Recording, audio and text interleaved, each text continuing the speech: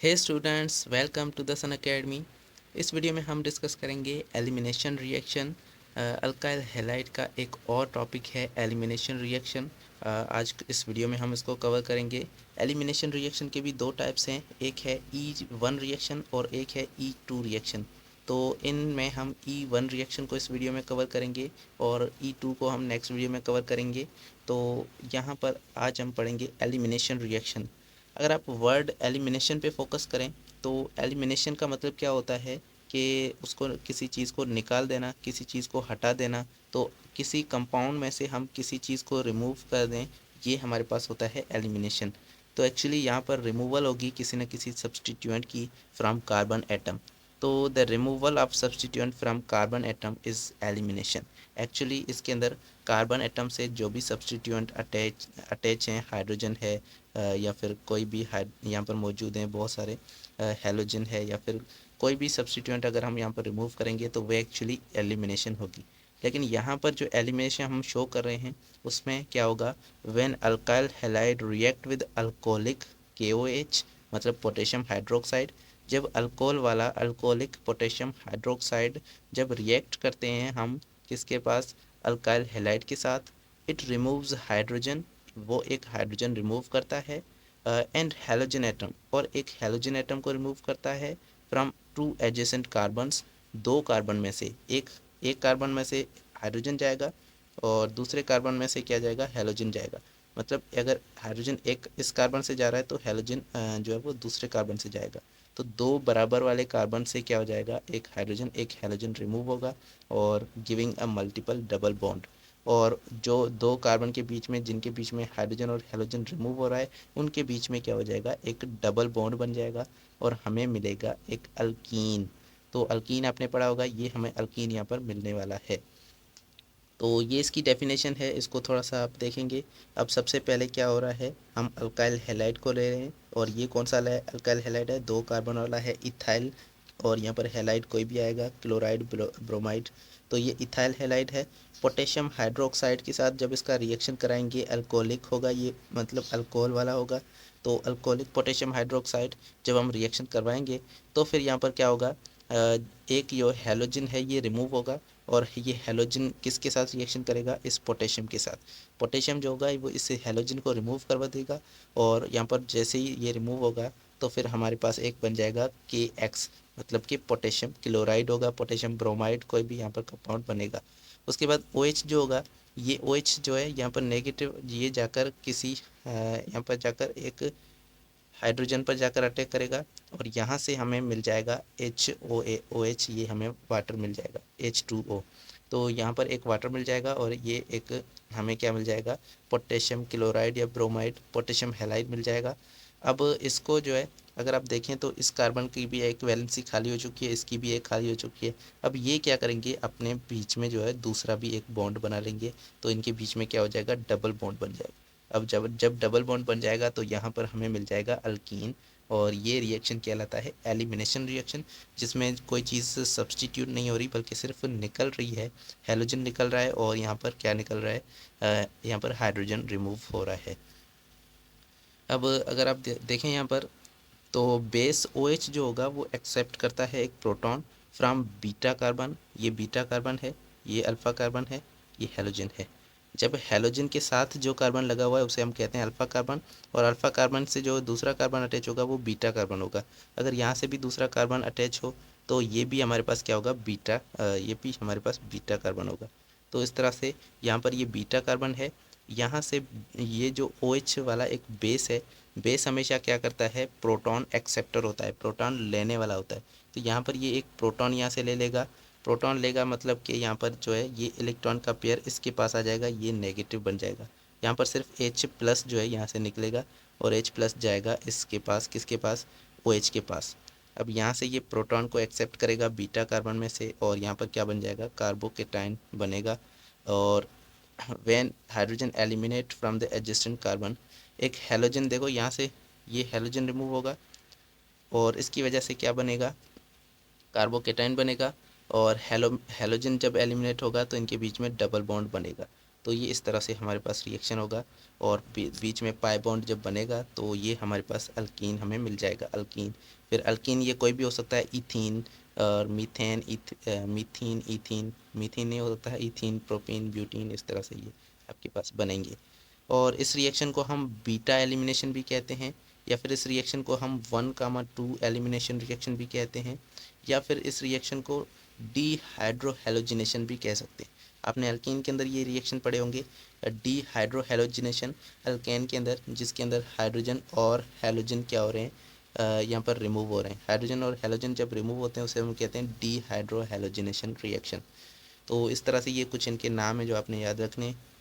अब इन रिएक्शन का मैकेनिज़्म क्या होगा, अब देखें ये हमने जो रिएक्शन था वो हमने जनरल में देखा, वहाँ पर पोटेशियम हाइड्रोक्साइड जो है रिएक्ट कर रहा था, और अल्काइल हैलाइड हम कोई भी वहाँ पर ले सकते हैं, उसके साथ वो पोटेशियम हाइड्रोक्साइड रिएक्ट करेगा और वहाँ पर हाइड्रोजन और हेलोजन को रिमूव करेगा और डिफरेंट डिफरेंट अल्केन हमें मिलेंगे, ethene, methene, ethene, propene, butene, pentene, इस तरह से कोई भी अल्कीन हम वहाँ से निकाल सकते हैं, वहाँ से ले सकते हैं बाय चूजिंग द अप्रोप्रिएट क्या, अल्काइल हैलाइड। अल्काइल हैलाइड अगर हम जो भी लेंगे उस तरह का हमें वहाँ पर प्रोडक्ट जो है वो मिलेगा।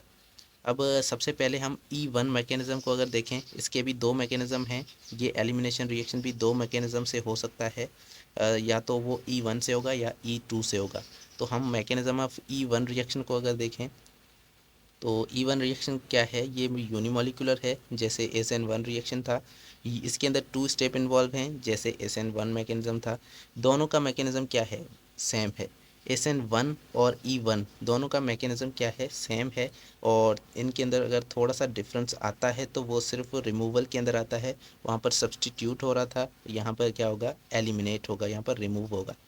तो अब देखें सबसे पहले क्या होगा, departure of halogen atom from substrate forming a carbocation. सबसे पहले हेलोजन एटम निकलेगा कहाँ से, सबस्ट्रेट में से। ये हमारे पास ये सबस्ट्रेट है, इसमें से क्या निकलेगा, ये ब्रोमीन का एटम यहाँ से रिमूव होगा। हेलोजन यहाँ पर ब्रोमीन है, तो फिर यहाँ पे ये रिमूव जैसे ही होगा तो ये इलेक्ट्रॉन का पेयर जो ये मौजूद है, ये बॉन्ड वाला ये ले जाएगा, और ये जैसे ही ये ले जाएगा तो ये ब्रोमीन बन जाएगा नेगेटिव, और यहाँ पर हमारे पास जो कार्बन है ये पॉजिटिवली चार्ज कार्बन बन जाएगा, और इसको हम कहते हैं कार्बोकेटाइन। तो ये वहाँ पर भी आपने देखा कि पहले क्या बन रहा था, कार्बोकेटाइन, यहाँ पर भी पहले कार्बोकेटाइन बनेगा।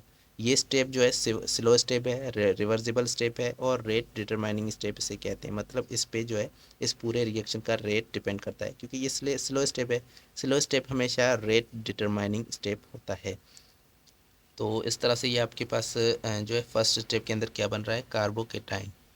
तो पहले पहले कार्बोकेटाइन बनेगा, उसके बाद आएगा एक बेस जो है एक न्यूक्लियोफाइल, वो आकर अटैक करेगा यहाँ पर। Base abstract proton from the carbon next to halogenated atom. जो हेलोजिनेटेड एटम था, जो पॉजिटिवली चार्ज कार्बन था, वहाँ से ये उसके नेक्स्ट में से जो बीटा कार्बन है, बीटा कार्बन से एक हाइड्रोजन पर आकर अटैक करेगा ये न्यूक्लियोफाइल, क्योंकि हाइड्रोजन पार्शियली पॉजिटिव है, यहाँ पर सॉरी पार्शियली नेगेटिव लिखा है, हाइड्रोजन क्या है, पार्शियली पॉजिटिव है। तो ये आकर उसके ऊपर अटैक करेगा और वहाँ से एक हाइड्रोजन को रिमूव करके वाटर बना लेगा।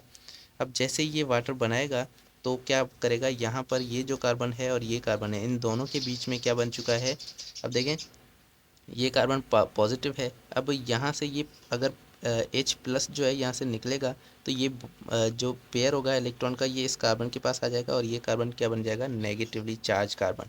अब नेगेटिवली चार्ज कार्बन और पॉजिटिवली चार्ज कार्बन ये दोनों एक दूसरे को जो है इलेक्ट्रॉन पेयर देंगे। ये नेगेटिव वाला जो है इलेक्ट्रॉन पेयर शेयर करेगा, और यहाँ पर क्या बन जाएगा, इन दोनों के बीच में एक डबल बॉन्ड बन जाएगा, और डबल बॉन्ड बनेगा तो फिर हमारे पास अल्कीन हमें मिल जाएगा।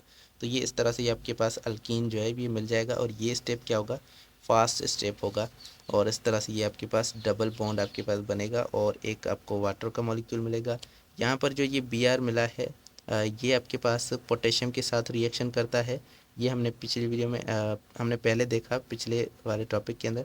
तो ये आपके पास क्या करेगा, पोटेशियम के साथ रिएक्शन करता है, और ये आपने यहाँ पर क्या देख रहे हैं, आप सिर्फ वो देख रहे हैं कि किस तरह से ये मैकेनिज़्म हो रहा है। बाकी जो कंपाउंड्स हैं वो कौन कौन से यूज़ हो रहे हैं जो आपने पहले देख लिया वहाँ पर। तो जनरल रिएक्शन आपका वो है, और ये उसका क्या है, मैकेनिज़्म है। तो यहाँ पर ये कार्बोकेटाइन है, कार्बोकेटाइन यहाँ पर जब बना, ये कार्बोकेटाइन था जिसके अंदर 3 मिथाइल ग्रुप थे। अब देखें यहाँ पर 3 मिथाइल ग्रुप थे। आपने क्या किया, ये तीनों जो मिथाइल हैं ये तीनों कार्बन क्या हैं, बीटा कार्बन हैं। तो किसी भी कार्बन पर आकर न्यूक्लियोफाइल एक इलेक्ट्रॉन ले सकता है। तो यहाँ पर हमने क्या किया, इस वाले कार्बन को यहाँ पर रख दिया। ये जो 2 मिथाइल थे ये अब हमने यहाँ पर रख दिए, और यहाँ पर एक मिथाइल था, इसके हाइड्रोजन को हमने क्या किया, शो कर दिया। इसके 3 हाइड्रोजन है तो तीनों हाइड्रोजन हमने शो कर दिया, और इसमें से किसी एक हाइड्रोजन को ये जो है रिमूव कर रहा है, ये OH। तो अब यहाँ पर इस कार्बन और इस कार्बन के बीच में, इन दोनों कार्बन के बीच में डबल बॉन्ड बनेगा, क्योंकि हाइड्रोजन इस कार्बन से रिमूव हो रहा है। अगर इस कार्बन से हाइड्रोजन रिमूव होता तो यहाँ पर इन दोनों के बीच में डबल बॉन्ड बनता। अगर इस वाले कार्बन से रिमूव होता तो यहाँ पर इन दोनों के बीच में क्या होता, डबल बॉन्ड बनता, और हमें फिर से क्या मिल जाता, अल्कीन मिल जाता। तो अब इस अल्कीन को देखें तो ये हमारे पास यहाँ पर 4 कार्बन वाला अल्कीन है, और इन दोनों के बीच में डबल बॉन्ड मौजूद है। इस रिएक्शन के रेट की बात करें तो इसका जो रेट होगा, रेट वो डिपेंड करेगा कंसंट्रेशन ऑफ रिएक्टेंट पे, ओनली ऑन रिएक्टेंट, क्योंकि ये SN1 रिएक्शन की तरह है। तो ये फर्स्ट ऑर्डर रिएक्शन है, ये यूनिमॉलिक्यूलर रिएक्शन है। यूनिमॉलिक्यूलर रिएक्शन के अंदर क्या होता है, सिर्फ एक ही मॉलिक्यूल पर उसका उस रिएक्शन की स्पीड, उस रिएक्शन का रेट जो है वो डिपेंड करता है। तो अब यहाँ पर जो इसकी स्पीड होगी वो सिर्फ अगर हम इसकी कंसंट्रेशन को बढ़ाएंगे, मतलब कि अगर हम सिर्फ इस अल्काइल हैलाइड की कंसंट्रेशन को बढ़ाएंगे तो फिर यहाँ पर जो है रेट की स्पीड बढ़ जाएगी।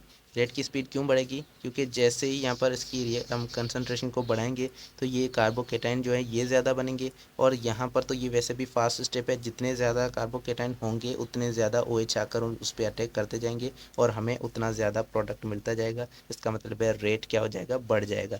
जैसे ही हम इसकी कंसंट्रेशन को बढ़ाएंगे रेट बढ़ जाएगा, जैसे ही हम इसकी कंसंट्रेशन को बढ़ाएंगे रेट बढ़ नहीं जाएगा। रेट पर इस पर डिपेंड नहीं करता, मतलब कि न्यूक्लियोफाइल पर रेट डिपेंड नहीं कर रहा, सिर्फ सबस्ट्रेट पर, जैसे कि अल्काइल हैलाइड हमारे पास सबस्ट्रेट है तो उस पर जो है इसका रेट डिपेंड कर रहा है। तो ये बात आपने याद रखनी है। इसका रेट जो ला है ये आपने इस रेट की इक्वेशन आपने यहाँ पर देख लेनी है। तो ये था आज का लेक्चर। होपफुली आपको ये लेक्चर पसंद आया होगा। नेक्स्ट वीडियो में हम जो है डिस्कस करेंगे एलिमिनेशन रिएक्शन 2, मतलब कि E2 रिएक्शन, और साथ में जो है हम नेक्स्ट वीडियो में एक और टॉपिक को कवर करेंगे जो कि है एलिमिनेशन वर्सेस सब्स्टिट्यूशन और एलिमिनेशन, इन दोनों के बीच में क्या डिफरेंस है ये भी हम नेक्स्ट वीडियो में पढ़ेंगे। तो मिलते हैं नेक्स्ट वीडियो में। Thank you so much.